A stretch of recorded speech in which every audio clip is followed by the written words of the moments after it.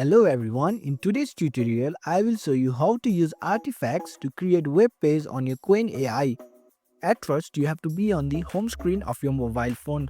Open your desired web browsing application. For me it's Google, tap on it. On Google search bar you have to type in Qwen AI to get into this platform. On the home page of your Qwen AI, you have to enter details about your web page such as title, description and any specific features you want to include. So tap on it. Then you have to tap the icon of artifact. Then tap on send button. Here we can see the result provided by the AI.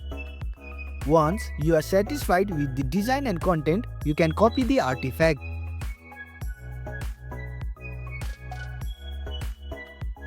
You can manage all your created web page in artifact section.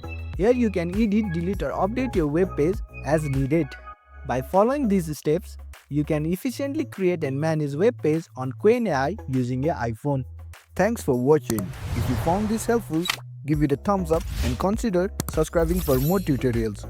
Drop a comment if you have question or suggestion for future videos. And don't forget to check out our playlist. See you in the next one.